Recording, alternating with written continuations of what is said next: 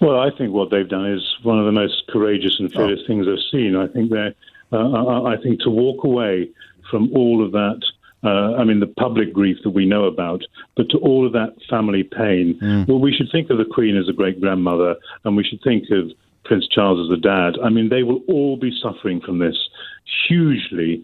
And Harry has chosen to walk away from all of that to protect his wife and his children.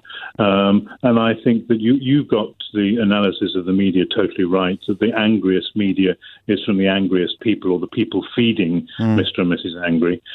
But I think all of us need to look at ourselves and think of this as a family that's been blowing itself apart, probably no more seriously than many families are going through or have gone through and haven't been able to walk away. But we're thinking of these as, if we think of them as human beings, as sons and daughters and sisters-in-laws and mother-in-laws and great-grandmothers and great-grandfathers, our hearts should be bleeding for these two.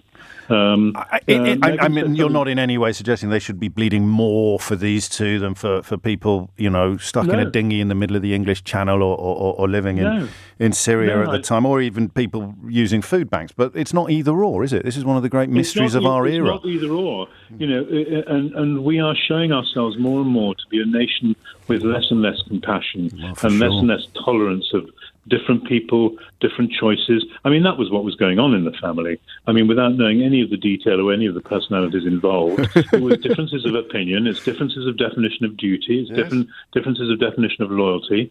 And for Meghan, what she was being asked to become was completely impossible for her to be who she really was. It was, can you protect us as well, that resonated with me. Or we just wanted some help. We wanted some protection. Can you help me? No. Because what we're being exposed to is different from what everybody else has been exposed to. So the fact that we're getting less help and support is the argument they made. It actually makes sense of everything. But if you don't understand, then you are much more easily manipulated into a kind of unfocused anger, aren't you, or into indignation? And we see this with every rabbit hole and conspiracy theory going. The anti-vaxxers, the anti-maskers, the Bill Gates theorists. I mean, the sensible, intelligent people get hooked up in this because they're only exposed to their own bubble and they're terrified of being wrong. I guess we are all terrified of being wrong at some stage in our life, but what I saw... Well, some of us less than others. Well, no, some of us have written a book about it, Adrian, but no one likes a self-publicist. And I've read them both. I think that this ability to be vulnerable and wrong and human is what they've shown us in that interview.